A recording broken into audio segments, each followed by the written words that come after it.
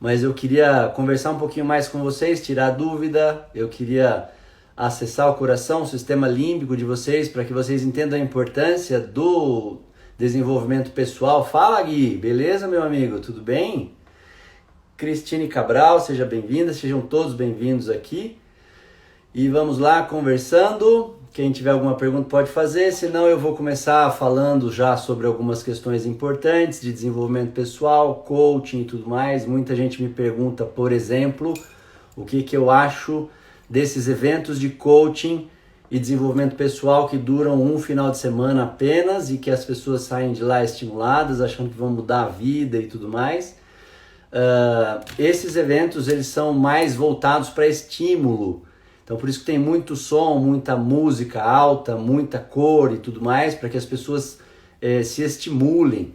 Não é motivacional, a motivação é alguma coisa que vem de dentro para fora, então ninguém motiva ninguém.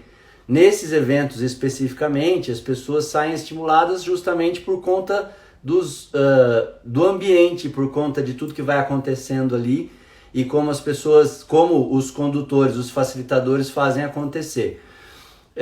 Aí muitas vezes, dependendo de como a coisa é conduzida, chega na segunda-feira, todo mundo se depara novamente com os problemas e daí acaba ficando frustrado porque o estímulo não adianta muita coisa. Desenvolvimento pessoal é alguma coisa que custa, que leva tempo, que a pessoa tem que sangrar, que ela tem que se esforçar muito para conseguir se desenvolver. Mudar comportamento é uma coisa complicado, não é fácil, mas é possível de ser feito desde que a gente se esforce. Então tem que ter o esforço, tem que ter a constância, tem que ter método, tem que ter critério para conseguir fazer, justamente para que você se mantenha, né? Mude o que precisa mudar, enxergue o que não está indo bem, o que pode, o que precisa ser mudado em termos de seu comportamento, enxergue o estímulo que o ambiente causa em você, porque tudo isso acaba refletindo no nosso comportamento, sim. Então todo o nosso comportamento, aquilo que a gente vai desenvolvendo a partir da nossa primeira infância já, é baseado no que a gente guarda de memória emocional, a partir do que a gente assimilou da memória emocional desde que a gente estava na barriga da mãe, porque isso é natural. A gente sabe que o sistema límbico, onde tem aquelas estruturas relacionadas às decisões mais rápidas, mais automáticas, ele é formado antes, né? No processo evolutivo ele foi formado antes das camadas do neocórtex. Portanto, tudo que nos acontece do meio externo vai acessar primeiro as nossas memórias emocionais, a gente decide aquilo emocionalmente para depois esse impulso nervoso elétrico ser mandado para a área de razão, de cognição, para a gente conseguir então decidir racionalmente. Então tudo que a gente decide racionalmente é para validar uma emoção prévia que a gente sentiu. Por que é importante a gente ter isso de conhecimento? Porque é isso que faz a gente mudar o comportamento. Todos aqueles argumentos lógicos que a gente arruma para fazer ou não fazer alguma coisa são argumentos para validar as nossas emoções. O principal, o primário é o que a gente sente emocionalmente e a partir daí a gente vai decidir o que fazer e como fazer. Então, sempre o que eu sinto interfere no que eu faço, em como eu faço e no porquê eu faço. Então, são 3 estágios: o que, como e porquê. O porquê é justamente o que está ali no sistema límbico, no sistema emocional, que é onde a gente armazena as nossas crenças, que não tem nada a ver com crenças religiosas. São as coisas que a gente acredita na nossa vida. Com relação a dinheiro, com relação a profissão, com relação a relacionamento, com relação a uma série de coisas. Então, tudo depende das nossas emoções. E é basicamente isso que é o princípio da inteligência emocional, que foi esse termo cunhado primeiro pelo Daniel Goleman, que é aquele autor do livro Inteligência Emocional. E a partir de então, esse termo começou a ser usado de forma bastante ampla, inclusive no mundo corporativo, porque as empresas começaram a entender e a perceber que acessando o porquê, acessando justamente as nossas emoções é que a gente consegue fazer as coisas de uma forma mais produtiva. A Andressa Filizola está perguntando como descobrir o nosso propósito. Exatamente, o propósito é o porquê você faz as coisas, Andressa. Isso também é questão de inteligência emocional. Tem exercícios para a gente descobrir o nosso propósito. E à medida que você se depara com isso, você começa a entender as dificuldades de você acessar o seu próprio sistema límbico. Mas qual é a importância do propósito? É justamente você saber por que você faz o que você faz. Por que você acorda todo dia? Aí as pessoas falam, mas é para eu trabalhar para ganhar dinheiro. Não necessariamente, dinheiro é uma consequência. A gente precisa entender o que nos move. Então o propósito, Andressa, respondendo a sua pergunta, está muito relacionado aos seus valores, aquilo que você entende como tendo valor na sua vida, no seu mundo. Está muito relacionado às suas crenças e também está muito relacionado à história de vida passada que você tem. O privilégio que o ser humano tem sobre os outros animais é justamente que a gente é o único animal que consegue linkar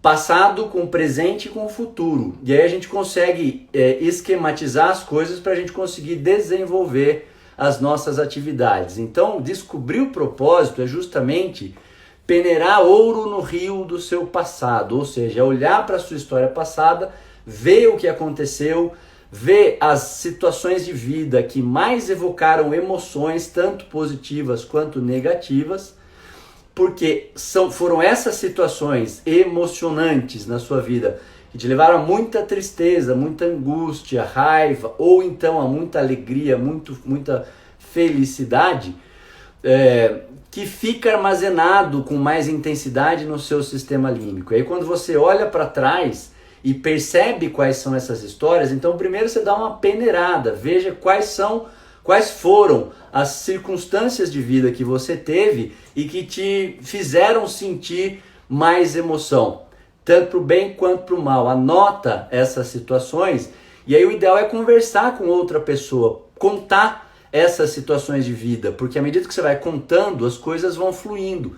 E se você parar para pensar sozinha nisso, a tendência é a gente ficar ali amarrado, porque a gente tem o viés emocional, porque como foi você que sentiu muita tristeza, ou muita alegria, ou muita raiva, isso acaba comprometendo a sua interpretação. Então quando você conta essas histórias para outras pessoas que têm um olhar treinado para te escutar, que tem um olhar treinado para fazer você falar mais, inclusive para peneirar as emoções, por que aquela história específica é mais especial e importante do que outras que te causaram emoções semelhantes, isso ajuda você a entender o que você quer fazer com o seu futuro, o que você quer fazer com a sua vida.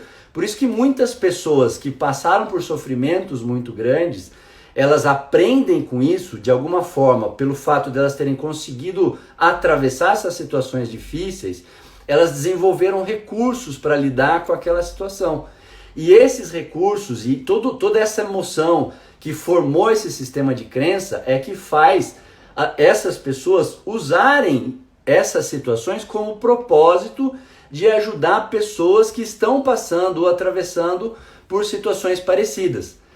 Então você olhou para trás, entendeu como você desenvolveu aquele recurso. Ainda hoje eu estava conversando com uma aluna do Evolvete sobre isso especificamente, ajudando ela nessa questão do propósito, para justamente ela entender que tudo que ela passou faz com que ela tenha formado o sistema de crença, o sistema emocional dela, e aí olhando para frente, conversando, olhando lá na frente, ela consegue desenvolver. Mas tem técnica para isso. Então é importante escrever a partir disso, então, esse propósito, de uma forma com técnica, onde você coloca a contribuição que você causa, de modo que, e o impacto que isso vai causar.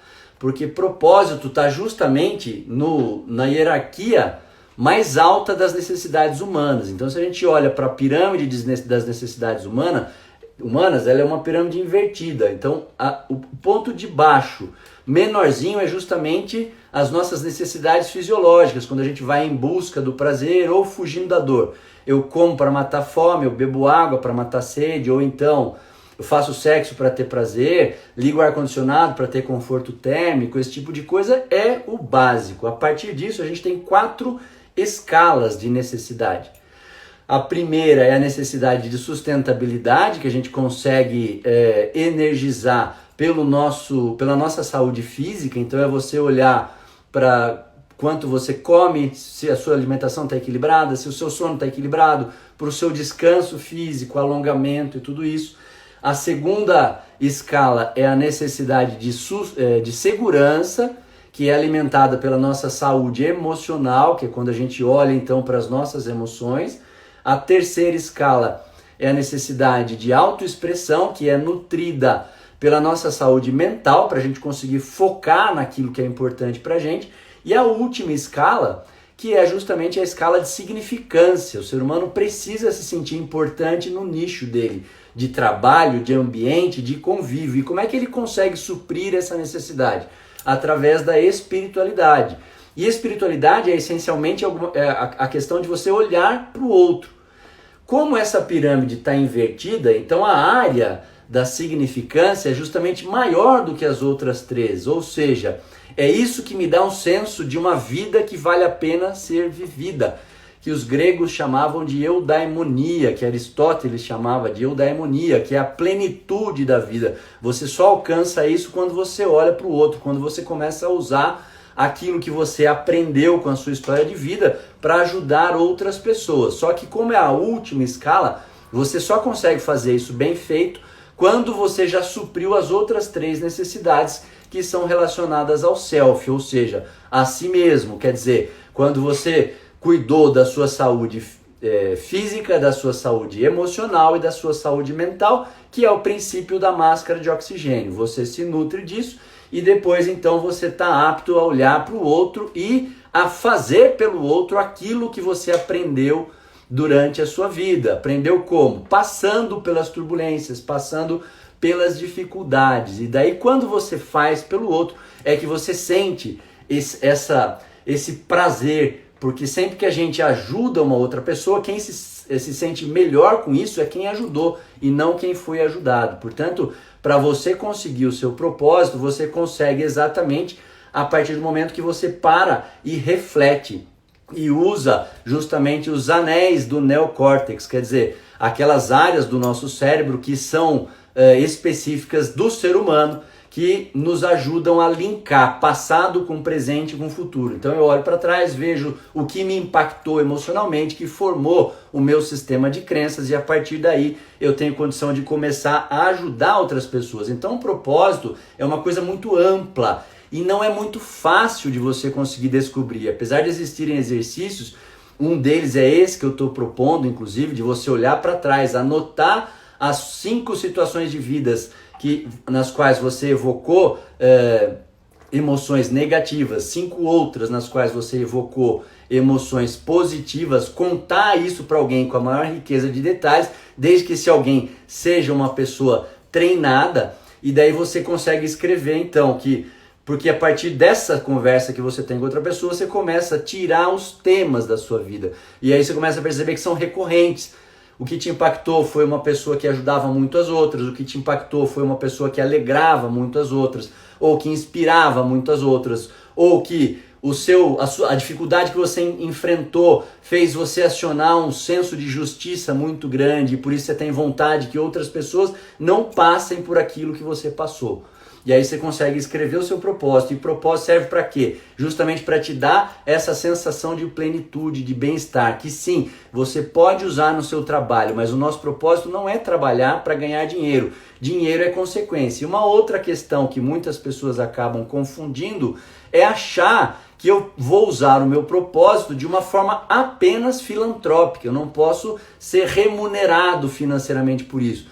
Não, eu posso e devo ser remunerado financeiramente por isso. Por exemplo, o meu propósito é inspirar as pessoas de modo que elas tenham vida em abundância, ou seja, de modo que elas consigam exercitar o trabalho, o papel delas de uma forma mais ampla e impactar em outras pessoas. Então, isso é um propósito. E eu cobro por isso, eu cobro pelos meus cursos, mas eu também faço sem cobrar, através das lives, de um monte de palestra que me pedem, que eu acabo não cobrando, porque isso faz parte do meu propósito. Eu entrego muito mais do que o que eu proponho nos cursos, porque isso faz parte do meu propósito. Não é porque eu sou uma pessoa super boazinha e etc. Então eu vou fazendo e não estou preocupado com dinheiro. Não se trata disso. Você pode e deve usar o seu propósito, desde que você tenha o seu propósito muito bem estabelecido. E a importância dele é que justamente quando você sabe qual é o teu propósito, isso acaba exalando pelos poros, e as pessoas com as quais você convive entendem o seu propósito.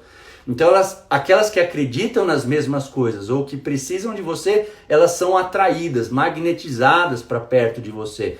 Por isso, os exercícios para a busca do propósito ajudam bastante, que é justamente você ter esse entendimento teórico, mas saber de onde surge o propósito, de onde ele vem. Ele não vem do nada, ele vem de uma coisa que cai diante de você.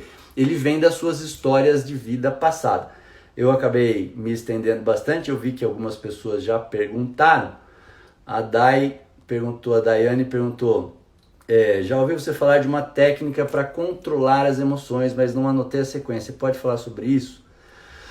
Posso sim, Dai, com muito prazer. Então vamos lá, a gente está falando da importância da emoção, que é justamente o que eu sinto que vai impactar no que eu faço e em como eu faço. Então, especialmente nesse momento de pandemia, é importante a gente ter noção, ter consciência do nosso status emocional. Como é que a gente faz para conseguir manter as emoções sob controle, para que a ansiedade excessiva não acabe reduzindo minha produtividade, minha irritabilidade, ou justamente o meu nervosismo, porque a gente não sabe onde isso vai acabar e etc. Eu estou mencionando a pandemia porque, obviamente, a gente fica mais vulnerável, né? Nessa situação a gente não sabe como vai terminar, mas vale para o dia a dia. O importante, Dai, é ter consciência de que tudo que nos acontece, o cérebro primeiro decide sobre o aspecto emocional. Primeiro a gente decide emocionalmente para depois validar aquilo racionalmente no nosso córtex. Então, quando eu começo a arrumar os argumentos racionais para fazer ou não fazer, ou para explicar o que eu fiz, o que eu não fiz, por que eu maltratei uma pessoa, por que eu deixei de fazer, primeiro eu tenho que entender que eu já tinha decidido aquilo emocionalmente. Esse é o primeiro ponto. A emoção é a base de tudo no ser humano. E aí, como é que a gente faz para conseguir justamente controlar essas emoções? Entender, decifrar. Então vamos lá, são 6 passos. O primeiro passo é identificar a emoção que você está sentindo. Isso parece uma coisa muito tosca, mas não é. Isso não é simples. A gente não tem treinamento para conseguir decifrar o que a gente está sentindo. Para vocês terem ideia, a gente confunde muitas emoções. Quantas vezes, por exemplo, a gente sente medo de alguma coisa e acaba reagindo com raiva? Porque medo e raiva são as emoções mais básicas do ser humano. São elas que acionam o sistema luta ou fuga. Então, quando você está com medo de alguma coisa que acontece com você na sua vida prática, profissional, por exemplo, um cliente está te ameaçando, ou um animal não está evoluindo como você esperava, ou um colega falou mal de você, que você sente medo diante daquela situação, muitas vezes a gente reage com raiva, com uma forma protetora. Por quê? Porque essa raiva acaba gerando uma energia muito grande na gente, para a gente se defender. Tudo vem da época das cavernas, das savanas africanas, quando a gente era a espécie menos numerosa, menos violenta, que é o que eu sempre falo. Então, o primeiro ponto para você, Dai, que você me perguntou, ter controle emocional é identificar o que você está sentindo. Isso não é um processo fácil. Não se iluda de achar que eu sei o que eu sinto. Tem testes, inclusive, que a gente aplica para mostrar para as pessoas que nem sempre elas conseguem identificar o que elas estão sentindo. Raiva, tristeza, medo e etc. A gente não consegue ter clareza. Nem eu, que estudo isso há bastante tempo e que pratico os exercícios, às vezes não é sempre que eu me perco no que eu estou sentindo. Então a gente tem que parar, ponderar. E como é que a gente faz para decifrar essa emoção? Primeiro é sentir o que acontece no seu corpo físico. Por quê? Porque emoção é um impulso biológico sobre o qual você não tem controle. Então, alguém te fala alguma coisa, você vê alguma coisa, ou você pensa em alguma coisa, isso gera uma emoção que vai ativar a hipófise, o hipotálamo e a hipófise para secretar, para orquestrar uma liberação hormonal, preparar o teu corpo fisicamente. Então você começa a ter reações corporais. E as reações corporais que a gente tem diante de cada emoção são diferentes. Então o primeiro passo é como é que você identifica a emoção que você está sentindo. É justamente você decifrar o que acontece quando você está ansioso, o que fisicamente, Qual atividade corporal você sente? Você sente o coração mais acelerado? Você sente a boca mais seca? Você sente a respiração alterada? A perna tremendo? O que você sente corporalmente? Quando você está com raiva, qual ação corporal, aquela liberação de hormônio deixa mais evidente em você? Claro que em todos os indivíduos, de forma geral, quando a gente fala, a raiva, o medo, a culpa, a tristeza geram basicamente as mesmas reações corporais. Só que numa pessoa a raiva pode gerar mais evidentemente um coração que bate na boca, em outra pessoa pode gerar uma energia que ela não sabe descrever, na outra pessoa dá dor de cabeça, na outra pessoa a boca seca, enfim, um olhar mais fixo em alguma coisa. O importante é você saber qual reação corporal você tem diante de cada emoção. Esse é um ponto. Ainda nesse aspecto, eu estou ainda na primeira dica, identificar as emoções, decifrar as emoções, o que você sente e qual o gatilho que fez você sentir aquela emoção. Isso é muito importante você ter em mente, você anotar. Segundo passo é justamente você parar um pouquinho. Para, respira, aprecia aquilo que está acontecendo em você fisicamente. Eu estou com taquicardia porque eu fiquei com raiva porque alguém me xingou. Eu estou respirando mais ofegante porque eu estou ansioso, porque eu tenho um monte de coisa para entregar atrasado. Eu estou triste porque eu estou percebendo isso, porque eu estou ficando mais acabrunhado, falando mais baixo, porque aconteceu alguma coisa, eu recebi minha folha salarial esse mês e eu vi que eu ganhei pouco. Então você identifica a sua reação corporal, identifica o gatilho, para, respira e seja grato, porque sentir cada emoção é natural. Todo mundo sente, você não consegue não sentir. Algumas pessoas têm o equívoco de achar que o controle emocional é você não sentir raiva de uma pessoa, que é você não sentir medo, que é você não sentir tristeza. Isso não é controle emocional, isso não existe. Porque a emoção é justamente um impulso biológico sobre o qual você não tem controle. Então, quando você decifra aquela emoção pela sua atividade corporal, identifica o gatilho, o próximo passo é ser grato. O que isso significa? Que meu cérebro está funcionando direitinho, que o meu eixo hipotalâmico e hipofisário está secretando os hormônios e é por isso que eu estou com taquicardia, com a boca seca, respirando mais ofegante, ou estou com a mão trêmula, ou etc, etc. Que são as reações físicas que você tem. Só esse intervalo de você aumentar o tempo entre o estímulo e a resposta já vai te dando um pouco mais de controle emocional. Você para, respira e faz isso. Um parênteses, o que ajuda você a fazer isso? A todas aquelas atividades que eu vivo falando. Por exemplo, meditação constante todos os dias, oração constante todos os dias. O que isso ajuda você a fazer? Evocar mais sinapses no córtex pré-frontal esquerdo, que é justamente a área de controle emocional, que é o que te dá a cognição, é o que te dá a razão das coisas. Então, quando você faz tudo isso, você começa a perceber mais o seu corpo. Isso te traz para o aqui e o agora. Essencialmente, as meditações de mindfulness são diversas. Eu já cansei de oferecer os áudios que eu tenho guiados de meditação de mindfulness. Quem quiser, é só me pedir, só que tem que me pedir pelo WhatsApp, porque eu não estou conseguindo passar mais link pelo Instagram. O Instagram me bloqueou de passar link. Mas eu passo para você pelo WhatsApp com o maior prazer. À medida que você vai fazendo isso, isso vai te dando mais naturalidade para você tratar tudo isso. Terceiro ponto, depois que você identificou, depois que você parou e foi grato, você não tem julgamento. Eu não presto porque eu estou com raiva. Eu sou medroso. Não, nada disso, sem julgamento. Aprecie o que você está sentindo e seja grato. Terceiro ponto, desafie a sua emoção. Como assim desafie? Começa a parar e pensar o que você normalmente faz diante daquela emoção. Qual é o seu comportamento corriqueiro quando você sente aquela emoção que você entendeu naquele momento? A raiva, a tristeza, a culpa, o medo, como é que você reage?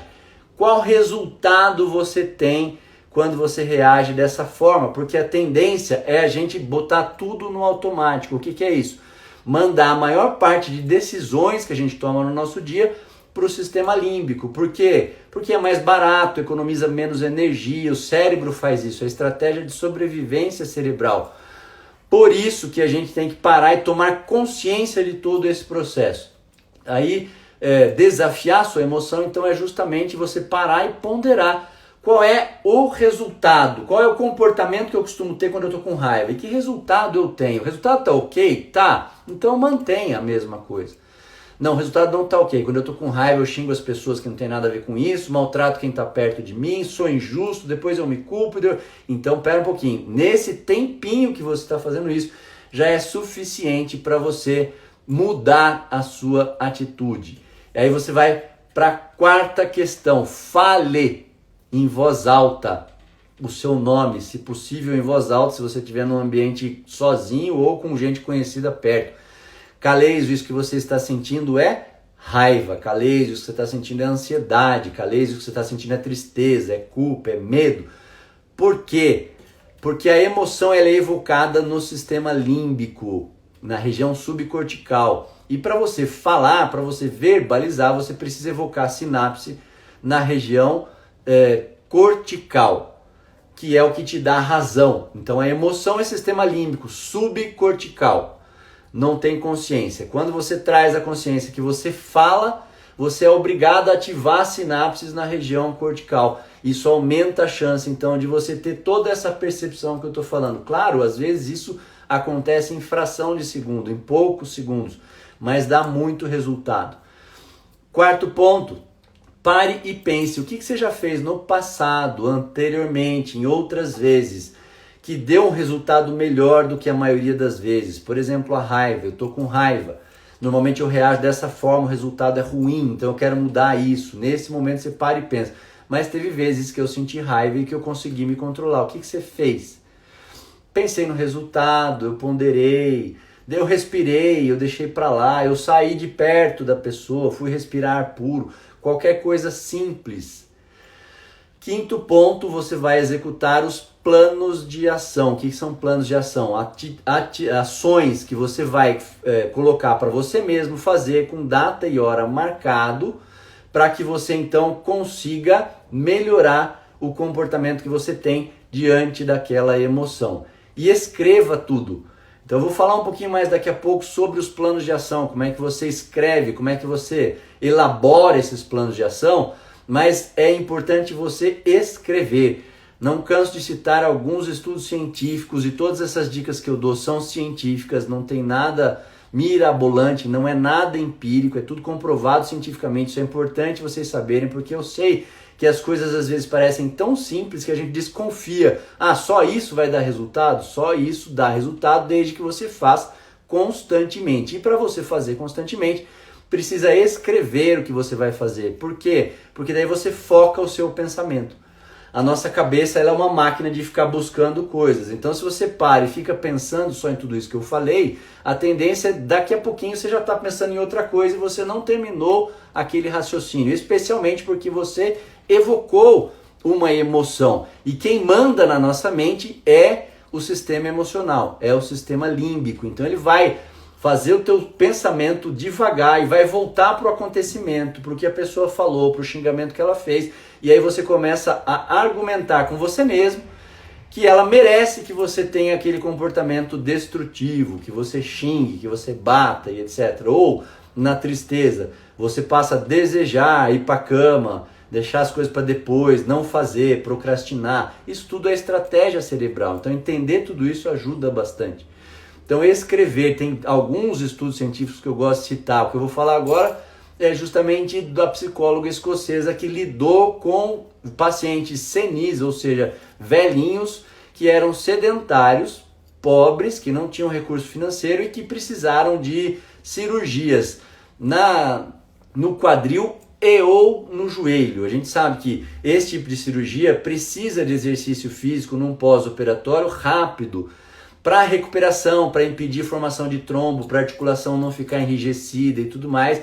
E essa psicóloga dividiu esses velhinhos em dois grupos. Um grupo foi só acompanhado, o outro grupo ela pediu para eles escreverem o que vocês vão fazer, quais exercícios, atividades físicas vocês vão fazer para que vocês se recuperem mais rapidamente. Um grupo ela só pediu para eles pensarem, no outro ela pediu para eles escreverem e para eles serem específicos. Então, tenta escrever todo o cenário.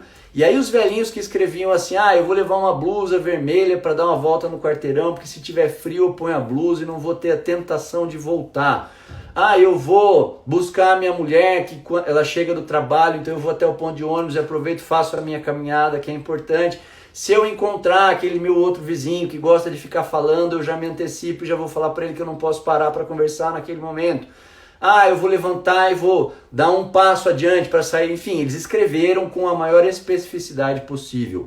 Resultado do estudo, esses velhinhos que escreveram que eles iam fazer, veja bem, coisa simples, papel e caneta, que eles escreveram, se anteciparam, eu vou fazer isso com essa especificidade. Eles se recuperaram 3 vezes mais rápido do que o velhinho que ficou só pensando no que ele ia fazer. Isso diferencia o menino dos homens, os homens dos meninos, as mulheres das meninas, entendeu o que eu estou querendo dizer? Coisas simples, mas que você tem atitude de ir lá e fazer, que vai fazer gerar resultado naquilo que você está se propondo. Vou mudar o meu comportamento diante da raiva, vou mudar o meu comportamento diante da tristeza, diante do medo e etc. Então todo esse processo que eu ensinei com essas 6 dicas, vamos recapitular então. Primeiro, identifica a emoção através da sua linguagem corporal. Presta atenção no seu corpo. Como é que teu corpo te diz que você está com raiva, que você está cansado, que você está triste ou que você está se sentindo culpado?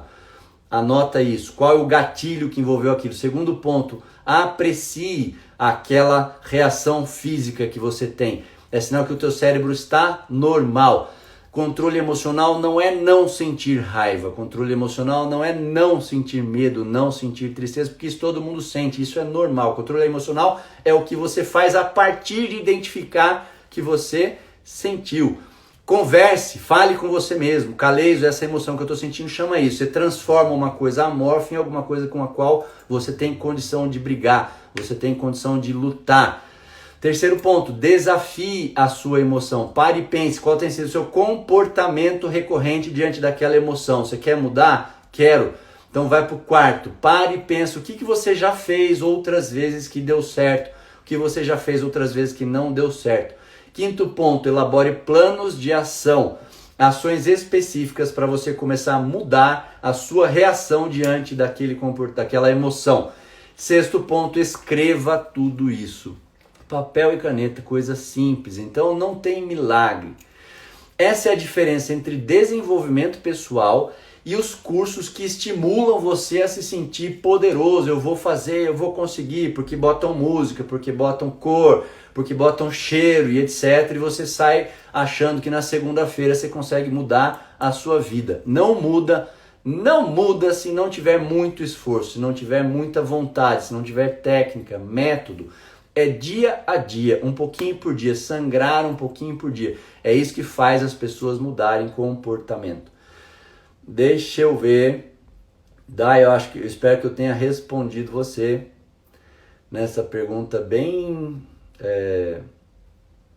demoradinha, cheia de detalhes. Eu espero que tenha dado tempo de você anotar dessa vez. Se você não anotou, se você ainda tem dúvida, eu tenho tudo isso em slide, tá bom, Dai? É só você me falar. A Melina quer saber como controlar a nossa ansiedade. Melina, tem diversas formas, mas o que eu vejo que dá mais resultado é justamente esse controle emocional. Primeiro você precisa identificar o quanto antes a ansiedade. Como é que você identifica a sua ansiedade? Percebe no seu corpo físico. Como é que o teu corpo te diz que você está ansiosa? É pela sua respiração? É pela taquicardia? Você fica agitada? O que acontece? Fica com a boca seca? Começa a prestar atenção na forma que o teu corpo traduz a ansiedade. Aí você vai fazer esses 6 passos. Então, fale com você mesmo. Melina, à medida que você perceber aquela reação física, Melina, isso é ansiedade. Pare e escreva. Quais são os gatilhos? Por que você está ansiosa? Porque aquele paciente não está melhorando, porque eu tenho que dar aquele retorno para aquele tutor, porque o meu marido pediu para eu fazer uma coisa que eu não consegui fazer, isso vai dar BO. Anota todos esses gatilhos e daí desenvolva esses planos de ação para você conseguir executar um por um. O que é a ansiedade? A ansiedade é o medo do incerto, é o medo do que vai acontecer lá na frente que você não sabe, é diferente do medo real. Então é muito importante ter consciência se você não está com medo ou se você está se sentindo ansiosa.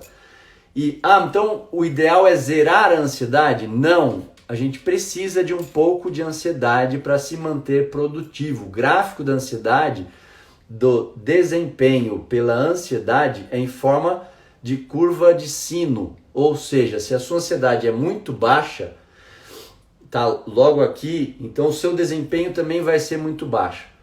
Se a sua ansiedade está muito alta, que está lá no final da curva de sino, o seu desempenho também vai ser muito baixo. Então, tanto uma ansiedade baixa, que leva ao tédio, ao ócio, quanto uma ansiedade alta, reduzem a sua produtividade. Tem um ponto ótimo de ansiedade, que é no pico da curva de sino, que é uma ansiedade média que vai gerar um desempenho alto. Por que a ansiedade é importante?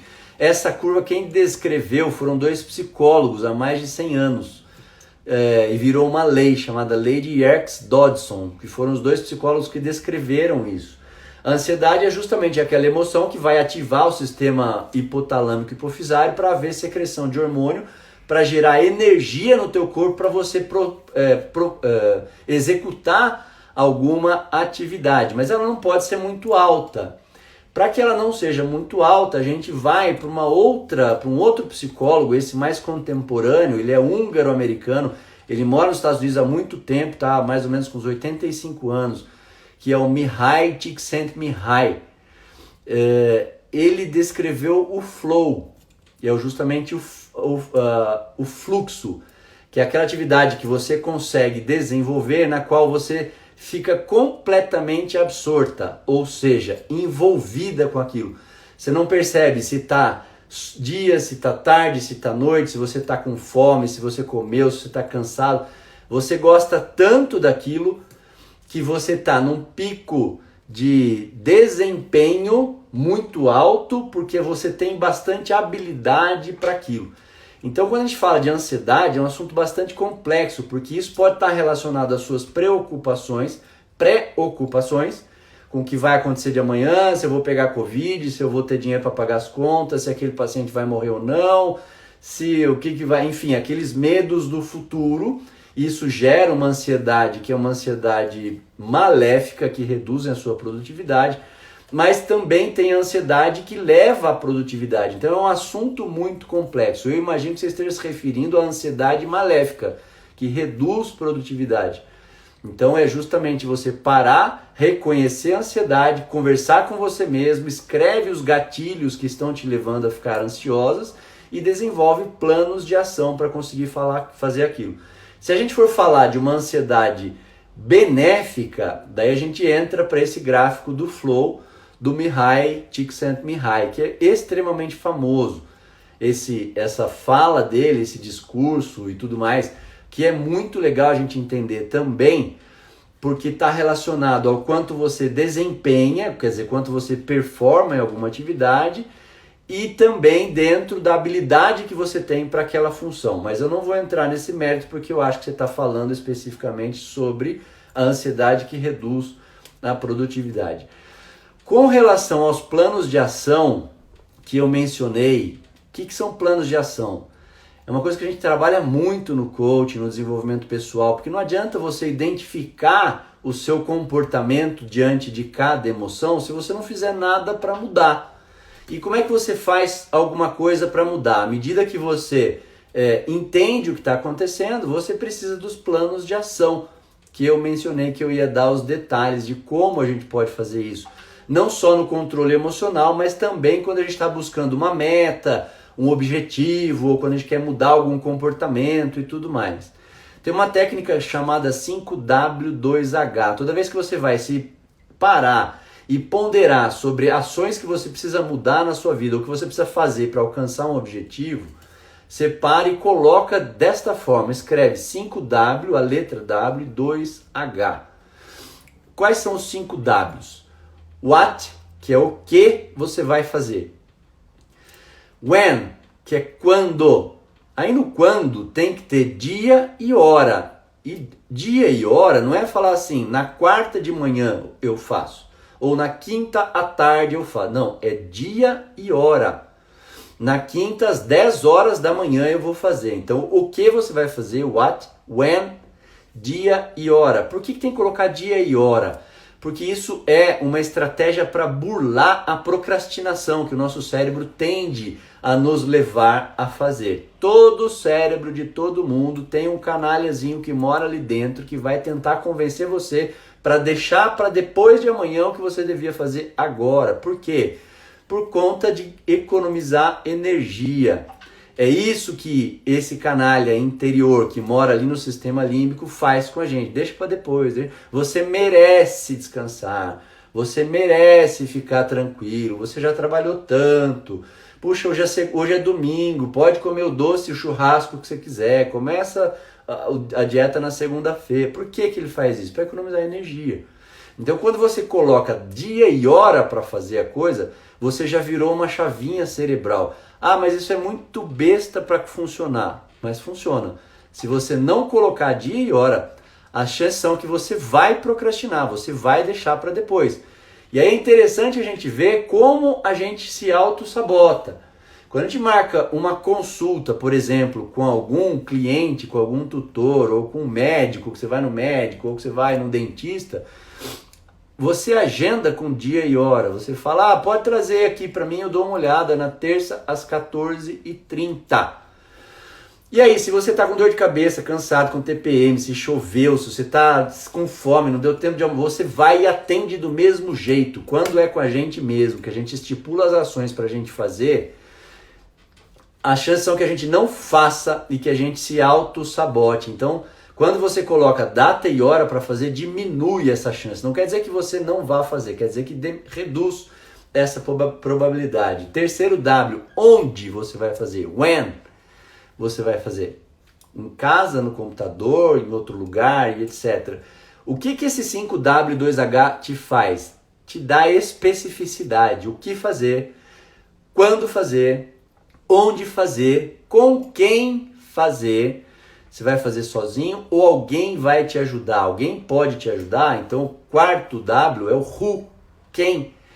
Com quem você vai fazer essa atividade que você está se propondo a fazer? Se você escreve tudo isso, reduz a chance de você procrastinar, aumenta a chance de você fazer. O quinto W é o mais fodástico. Why? Por que você vai fazer isso? Isso te dá o senso de propósito que a Andressa me perguntou no início da nossa fala que a gente conversou. Por que você vai fazer isso? Porque eu estou buscando ter mais saúde, por isso eu vou fazer atividade física. Porque eu estou buscando relaxar, então eu vou fazer isso porque faz parte do meu plano para ficar melhor emocionalmente. Porque eu preciso fazer... Opa, tocou meu telefone aqui, aí eu tive que dar um bloqueado. Me avisa se vocês voltaram a me ouvir, por favor. Mas vamos lá, continuando. Então, 5 Ws. What? O que? When? Quando? Where? Onde? Who? Com quem? Why? Por quê? Por que você escreve tudo isso? Responda tudo isso. E aí os 2 H. How? Como você vai fazer tudo isso? Como? Escreva como. Obrigado pelo feedback. Obrigado. E o segundo H, how much? Quanto vai te custar fazer isso? Ou seja, toda vez que você escolhe fazer alguma coisa, você renuncia a fazer outra. Então, how much é quanto você vai fazer. Isso é muito importante, essa técnica para você especificar. Então, plano de ação é alguma coisa específica que pode ser coisa simples para você fazer. Mas tem que ter todo esse aparato, porque isso foge. Senão você fala assim, no sábado à tarde eu faço. Se não der pra você fazer sábado à tarde, domingo ainda é final de semana, eu tô tranquilo, eu faço domingo. Daí passa domingo, você tá jogado no sofá lá, assistindo televisão, você fala, não, semana que vem eu faço, e depois eu faço. Por isso que as metas de começo de ano ficam engavetadas, por isso que a academia a gente nunca começa, por isso que mudar a alimentação a gente nunca começa. Porque isso faz parte, a gente não tem senso de urgência. O nosso cérebro ele é muito treinadinho para enxergar o que é urgente. O que não é urgente ele tende a deixar para depois. Entender esse mecanismo neurobiológico é importante para você poder reduzir as chances de deixar de fazer. Isso é muito importante. E por que tudo isso? Para a gente poder ter foco. Eu acho que foi a Patrícia Pitinin, que perguntou, já emendando uma pergunta na outra, como é que eu faço para ter foco? O foco está muito relacionado às nossas emoções. Então, basicamente, a gente navega por 4 zonas emocionais durante o nosso dia. A gente evoca emoções dessas 4 zonas, ou pelo menos de 3 delas. Quais são essas zonas? Primeiro, zona de renovação emocional, que é quando a gente evoca emoções como serenidade, alívio, despreocupação, que é quando a gente está relaxado, quando a gente está receptivo, despreocupado. Essas emoções ajudam a gente a evocar foco. De que tipo? Que a gente chama de foco contextual, imaginativo. Você tem um foco mais metafórico, você fica apto a entender metáfora do dia a dia, o que aconteceu num filme, como é que você traz isso para o seu dia a dia, o que uma pessoa falou, que você para e fica pensando. Você só consegue evocar esse foco contextual se você tiver evocado essas emoções da zona de renovação. Como é que é o foco contextual? Você está imaginativo, é um foco metafórico, é um foco aberto, é um foco intuitivo. Então você toma decisões intuitivas com mais serenidade, com maior chance de acertar. Então, inteligência emocional é extremamente importante, inclusive para você melhorar o seu processo intuitivo, que mais acerta do que erra. Tem estudos científicos mostrando que as pessoas que conseguem refinar o seu processo intuitivo e elas tomam decisões intuitivas, a tendência é que elas mais acertem nessas decisões do que elas errem. E como é que você refina o seu processo intuitivo? Cuidando das suas emoções, tendo equilíbrio emocional. Primeiro passo, identificando as emoções, que foi a pergunta, eu acho que foi a Dai que me pediu para fazer, que ela não tinha notado da outra vez. Segunda zona emocional é a zona de performance, quando você evoca emoções que vão te manter produtivo. Que emoções são essas? Quando você está engajado, quando você se sente motivado, quando você se sente desafiado, quando você está otimista, quando você está calmo. Esse foco dessa zona de performance faz você ter um foco mais estreito, aquele foco onde você para ler um livro, para aprender uma técnica, para ficar ali concentrado naquilo que você está fazendo, numa cirurgia, num exame diagnóstico que você está lá, num exame físico. Esse foco, que é o foco chamado de foco tático, que ele é lógico, preciso, analítico, você consegue isso à medida que você aumenta as emoções da zona de performance. Otimismo, engajamento, calmo, motivação, esse tipo de coisa. A terceira zona emocional, que é a zona de sobrevivência, que é o que a gente tem vivido a maior parte do tempo agora por conta da pandemia. Irritabilidade, ansiedade, preocupação, medo, ansiedade, não sei se eu já falei. Quando você fica na defensiva, quando você está navegando a maior parte do tempo nessa zona de sobrevivência, a tendência é que você evoque foco da zona reativa do foco, que é um foco mais raso, ineficiente, impulsivo. Sabe quando você está tentando manter atenção em alguma coisa e aí você se distrai toda hora, parece uma mensagem, já é suficiente para você querer olhar o celular, alguém passa na sua frente, você deixa de fazer o que você estava fazendo para olhar alguém que passou, ou você se pega pensando em coisas, porque fica aquele foco intermitente, você fica 5 minutinhos focado, trabalhando, de repente quando você vê, teu pensamento divagou. Por que você está nessa zona de foco? Porque certamente você está evocando emoções da zona de sobrevivência. E a quarta zona emocional é a zona de burnout, que essa daí já é um processo um pouco mais grave, que você essencialmente precisa procurar ajuda profissional, que é quando você evoca emoções como exaustão, quando você se sente deprimido a maior parte do tempo, vazio, desesperado, quando nada faz sentido na sua vida.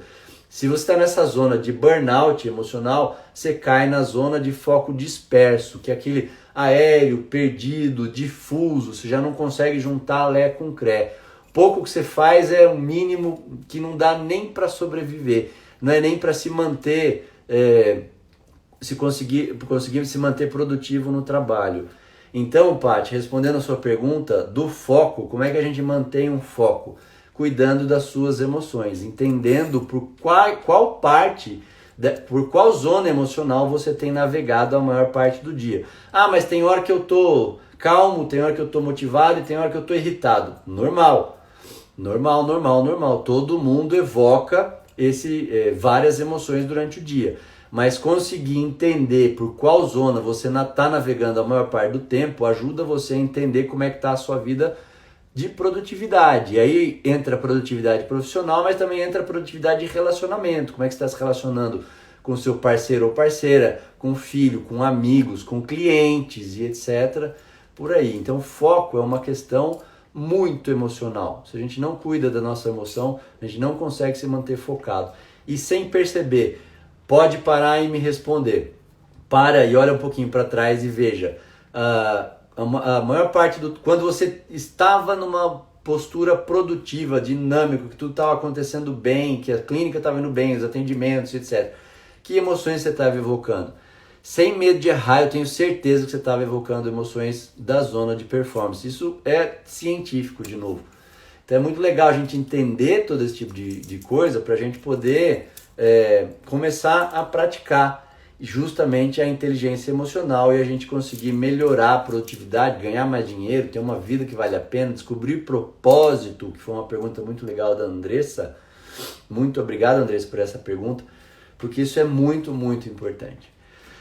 Acho que era isso, ninguém me perguntou mais nada, a gente também já está chegando ao fim. Pode dar dicas para recém-formado de como proceder perante a insegurança? Mayara, da mesma forma, tudo que eu falei vale para recém-formado, como você, e para burro velho como eu, vale para todo mundo, porque o cérebro é um só. Quando a gente é um pouco mais jovem, é mais difícil a gente acreditar e focar nessas coisas, é natural isso. Por isso que eu fico muito feliz quando eu vejo que as pessoas mais jovens estão começando a procurar curso de desenvolvimento pessoal, coaching e tudo mais. No Evolvete agora, no 1 e no 2, tinha bastante gente jovenzinha, assim, recém-formado, 24, 25 anos, e já procurando esse tipo de coisa, o que é muito, muito legal. Aliás, eu acho não, esse tipo de disciplina já está começando a ser ensinado em escolas já de infantis, para que as crianças já comecem a tomar consciência do que elas sentem e como isso impacta no que elas fazem. Na universidade, então, precisa muito. Então as dicas são as mesmas, Mayara. É você parar, entender como é que o teu corpo decifra para você determinadas emoções. Fala, Fábio, chegou só agora. Depois vai ficar gravado aqui no IGTV e também vai para o meu canal no YouTube para quem quiser, Caleiso Rosa. Quem ainda não me segue pode começar a me seguir lá, clica no sininho para você começar a receber os conteúdos. E acabando aqui a gente já manda essa live para o IGTV. Quem puder ir lá comentar, deixar o comentário, porque daí o algoritmo do Instagram entrega para mais pessoas e outros veterinários, outras pessoas podem ter acesso a esse tipo de informação. Isso realmente muda a vida de todo mundo, desde que seja feito constantemente. É o que eu falo da barriga de tanquinho. Todo mundo sabe o que tem que fazer para ter uma barriga de tanquinho. Poucos são os que se dispõem a fazer. Uma alimentação saudável, ir para academia ou sentar no chão e malhar, fazer abdominal todo dia. É o simples que não é fácil. Desenvolvimento pessoal é a mesma coisa. É um pouquinho todo dia. Não adianta você se matar de fazer um dia inteiro de abdominal e achar que você vai ficar com a barriga trincada. Não vai. É um pouquinho todo dia, um pouquinho todo dia. Isso vale para diversas áreas da nossa vida, inclusive desenvolvimento pessoal. Então acho que a gente chega ao fim de mais uma conversa muito legal. Obrigado pela participação de vocês que fizeram perguntas, de que mandaram assuntos que gostariam de saber um pouco mais. Isso eu acho muito importante para a gente poder divulgar isso, para tocar não o coração, mas o sistema límbico de outras pessoas, para que elas entendam como isso muda a vida da gente quando a gente faz de forma correta. A gente tem uma vida que vale mais a pena ser vivida. É mais fácil a gente descobrir o nosso propósito. Beleza, meu povo? Obrigado pela presença de todos vocês. Se vocês puderem divulgar, me ajudar com isso e comentar depois no vídeo do IGTV lá embaixo, vai me deixar muito feliz. Fiquem com Deus. Um beijo no coração de todos. Até segunda-feira que vem. E para os Evoveters 2, amanhã a gente se encontra no nosso último módulo. Valeu, gente. Um abraço. Até!